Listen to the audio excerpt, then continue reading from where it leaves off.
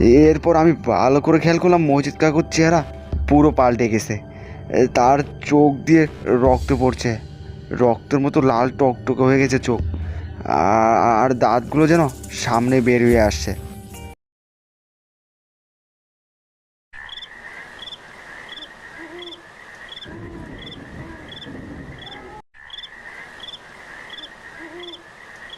গ্রামে এসব কি হচ্ছে? এই গরমে যে অতিষ্ঠ হয়ে গেলাম। হ্যাঁ, আর বলেন না জলিল কাকু, এই গরমে আসতে না আসতেই লোডশেডিং শুরু। এই দিনে কয়বার কারেন্টটা গেল, এখন পর্যন্ত আসলো না। কি করি বলেন তো? আমি লোডশেডিং এর কথা বলছি না মুজাফফর। তাহলে কিসের কথা বলছেন? শুনলাম শিমুলতলি গ্রামের উত্তর পাশে ঝোপে নাকি মাথা কাটা লাশ পাওয়া গেছে। তা আবার সত্যি নাকি? হ্যাঁ, হ্যাঁ জলিল বাবু, গত পরশু দিনে ওখানে একটা মাথা কাটা লাশ পাওয়া গেছে। কিন্তু মজার বিষয় হলো জানেন, গত কালকেও আবার একটা মাথা কাটা লাশ পাওয়া গিয়েছে। শুনেছি আবার কালকে যে মারা গিয়েছে সে তার ছোট ভাই। আজকে যে আবার কার লাশ পাওয়া যাবে তার কোনো গ্যারান্টি নাই।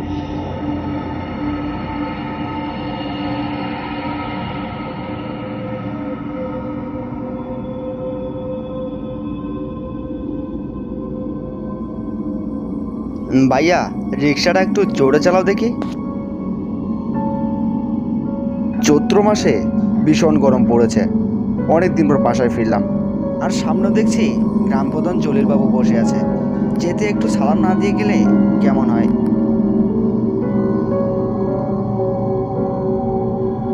বাবু, আসসালামু আলাইকুম। ওয়ালাইকুম আসসালাম।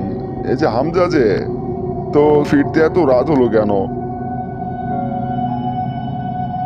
ওখানে যে কয়জন লোক বসে আছে সবাই বড় বড় চোখে আমার দিকে তাকাচ্ছিল।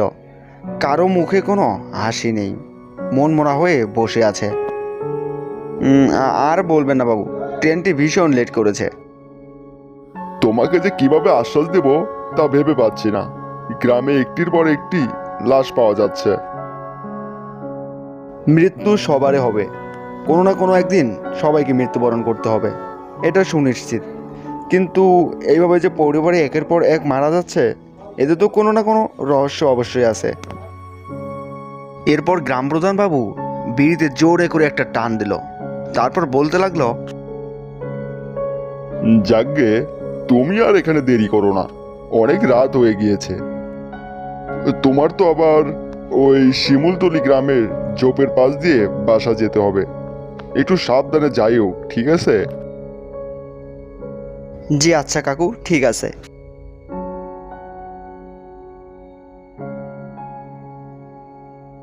এরপর আমি কাকুর কাছ থেকে বিদায় নিয়ে এই নির্জন রাস্তায় আমরা দুজনেই চলতে লাগলাম। চারপাশে ঘুটঘুটে অন্ধকার, ঝিঝি পোকার ডাক, আর অনেক দূরে শিয়ালেরা ডাকাডাকি করছে, তার শব্দ কানে এসে পড়ছে।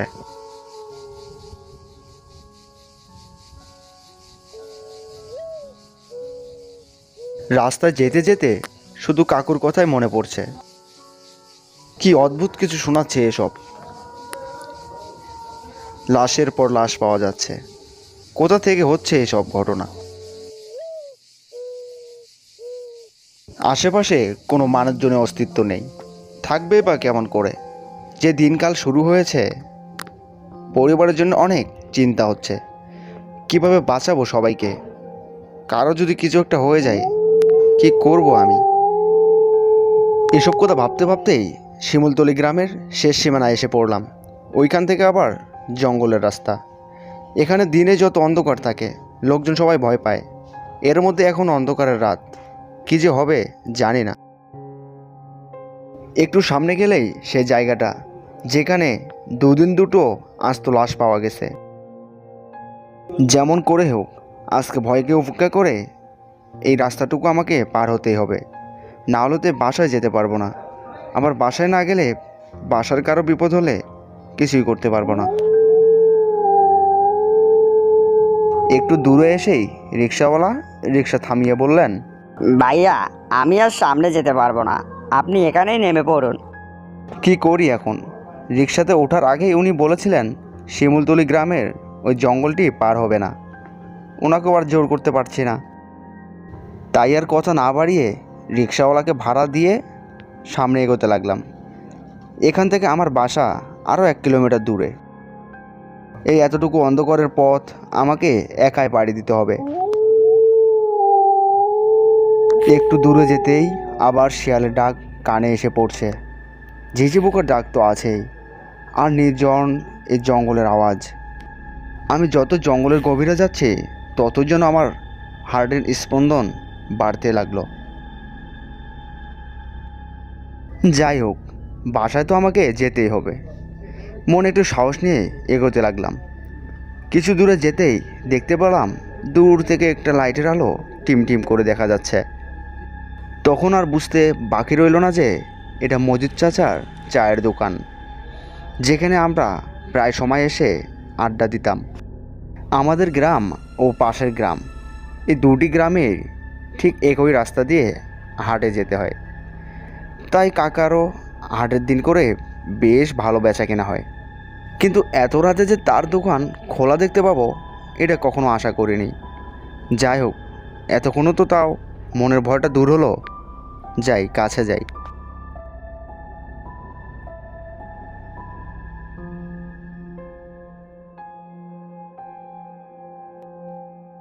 আসসালামু আলাইকুম মজিদ চাচা, কেমন আছেন? আপনার শরীর সুস্থ আছে তো? মজিদ চাচার অনেক বয়স হয়েছে, তার কোনো আত্মীয় স্বজন নেই নিজের, তাই কখনো খিদে লাগলে বাসায় গিয়ে রান্না করে খেতেন, আবার কখনো বা না খেয়েই এই চায়ের দোকানেই ঘুমিয়ে পড়তেন। এভাবে কাটছে তার জীবন।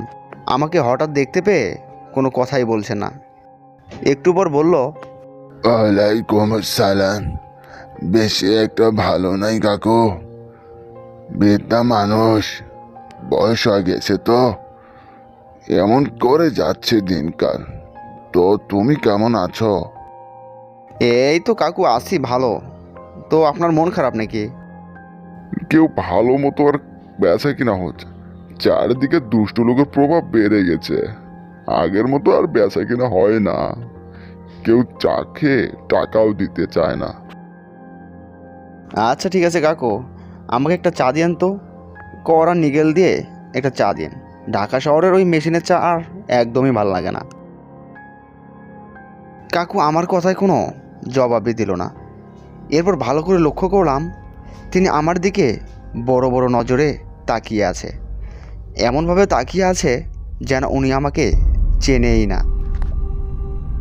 যত সময় যাচ্ছে তখনই যেন কাকুর চোখ লাল টকটক হয়ে যাচ্ছে রক্তের মতো। তার একটু পরে হাতে করে একটা চায়ের কাপ নিয়ে এসে আমাকে দিয়ে বলল,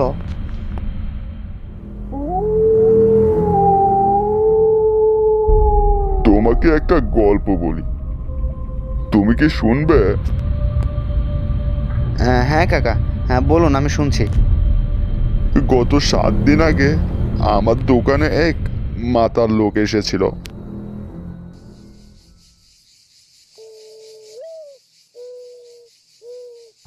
এই এই একটা চা আর একটা বিস্কুট দাও দে।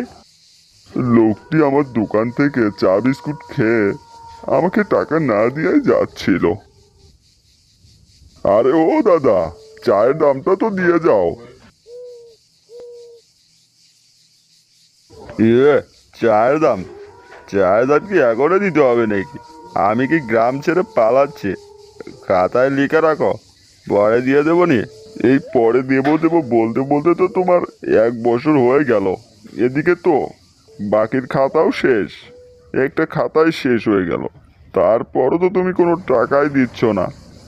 এখন তো কিছু একটা দাও, নাহলে তোমাকে যেতে দিচ্ছি না। আমার পয়সা দিয়ে তবেই তুমি এখান থেকে যাবে। তাই নাকি? তুই কিন্তু বড্ড বাড়াবাড়ি করছিস রে। বলছি না লিখে রাখ খাতায়, পরে দিয়ে দেব।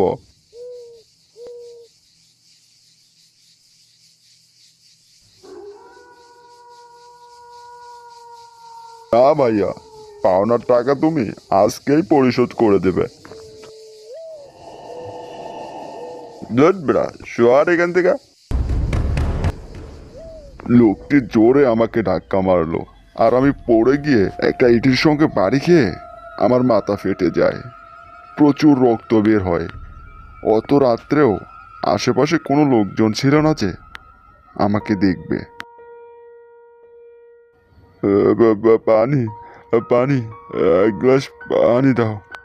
তখন দেখতে পেলাম লোকটি আমার এই অবস্থা দেখে খিলখিল করে হাসছে। তখন এতটাই কষ্ট পাচ্ছিলাম যেন দেহ থেকে আত্মাটা বের হয়ে গেলেই মুক্তি পাই। তারপর তারপর কি হলো কাকা?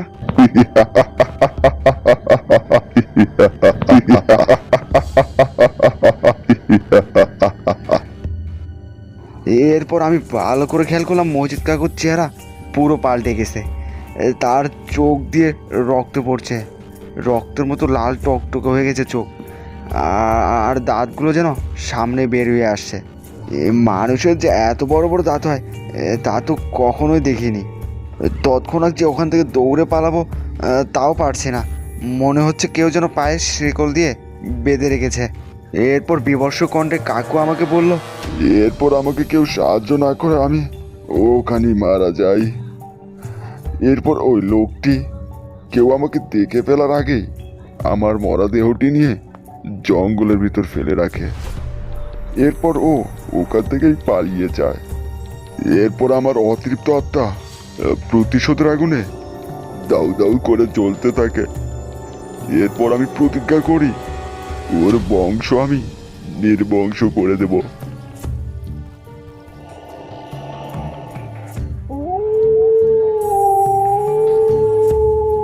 এর পরের দিনে ওরে আমি শিমুলপুরের ওই ঝোপটাতে দেখতে পাই, আর ওখানে ওর গলা কেটে দেই।